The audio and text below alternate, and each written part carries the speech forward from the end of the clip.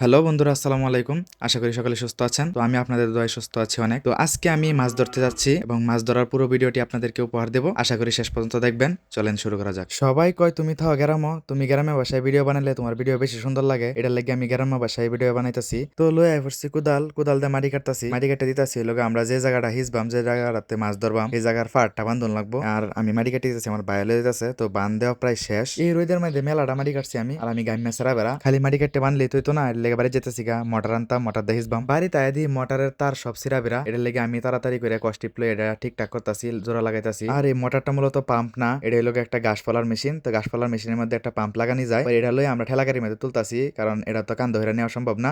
বড় হইতে আমরা আর ওজন কয়েক মন ওজন, দুইজনে মিলে তুলতাছি, তো বাঙ্গাই তারতাছি না। তো অনেক কষ্ট করে বেরা লাইলাম মেশিনটা। তারপরে লোক ঠেলা গাড়িটার ভিতরে আরো পাম্পের যাবতীয় জিনিসপত্র আমরা লইলাম। পাম্পের মাঝে আলাম একটা পাইপ, এটা কোনো দিক দিতারতাছি না, পরে দিলাম মাঝখান দিয়ে হামায় দিলাম। তারপরে সুন্দর করে ঠেলা গেটা বইরে গেছে গা। এখন আর কোনো ঝামেলা নাই, এখন আল্লাহ টানা শুরু। আয়া ঠেলা গেটা হাত লইলাম আর টানা শুরু করে দিলাম। যেমন লাগবো তাড়াতাড়ি হিসতাম। তারপরে মোটরটা বয়ে দিছি, মোটরটা বয়ে এখন মোটরটা খালি তো বয়লি হইতো না, এটার ভিতরে একটু পানি দিন লাগবো। পানি না দিলে তো আর পানি উঠতো না। আসলে কাটা দিয়ে কাটা তুলতে হয়, এটা আপনারাও জানুন। এটা করতেছি কি পাম্পের ভিতরে পানি ঢেলে দিতেছি, আর আমি লোক দিক দিয়া নিচে দেয় লোক ফাইবের মধ্যে ধরে রাখছি, পানিটা যাতে না বাইরে যা। পানি ভরা শেষ, পরে লাগাই দিলাম মোটরের লাইন, আর মোটর দিয়ে বক করে পানি উঠতেছে। আর আপনারা দেখতেছেন দুনিয়ার পানি উঠতেছে। আরে কত লাগতো না ইচ্ছালাম। আমি পাম্পের লাম্পা ফাইবার মাথাত বয়ে রয়েছি, যাতে আমরা হাওয়া না ঢোয়, আর ময়লাটি পরিষ্কার করে দিতেছি। আর হিসাব প্রায় শেষ, অনেকক্ষণ সময় লাগছে। তারপরে একটু পানি আসি নেটি বাই একটু পানিতে হিসতাছে। তারপরে মাছ ধরা শুরু হয়ে গেছে। আমি ফের মাঝে ধুমধাম মাথাতে তারপরে দিয়ে একটা লাডি মাছ, এটা কপ করে ধরে নিলাম। বালাই বড় দেখতেছেন আপনারা, অনেক ভালো লাগতেছে মাছ ধরাটা। এই রুম বুঝতে বুঝতে মাছ ফেলে তো ভালাই লাগে। তারপরে বুঝতে বুঝতে কইতে কইতে একটা ছোট মুড়ু সিরহা মাছ পাইলাম, আর এটাও থুয়ে দিলাম বালতির ভিতরে। বালতির এখনো ভরছে না। তারপরে ধরে নিলাম একটা বড় একটা সিরহা মাছ, এটা ভালাই লাগতেছে আমার কাছে, ভালাই লাগতেছে। আর তো দিছে কাদা বিন্দা একটা। তারপরে আরো কতক্ষণ ফের মধ্যে খাবলাইতাছি, আর আথামাই দিতাছি ফের ভিতরে দিয়ে মাছ কোনো বাইরে নেই। হঠাৎ করে দিয়ে একটা লাম্পা সিকরা মাছ বেরিয়ে বললো, এটা ধরতাছি কোনো রকম কষ্ট মষ্ট হইয়া। তো সিরহা মাছটা কিন্তু বালাই বড়, আমি আতাইতাছি দেখতাছি। আর থই বারলে হঠাৎ করে আবার রাতে ছুটতে গেল গা, আর আমি আবার খাবলাইতাছি ফের মধ্যে। সুইটটা যাইতে নাম্পা একটা দৌড় মারছে, আবার আমি খাবলাম আর ধরলাম আবার। তারপর থই দিলাম বালতিত, মাছ ধরতে ধরতে হয়ে গেল রাত, আর গেলাম গা বাইর। আর মাছের মধ্যে ডালতাছি পানি। পানি না ডাললে মাছ যে পরিষ্কার হইতো না, এটা আমিও ভালো করে জানি। মাছ হয়ে গেল পরিষ্কার,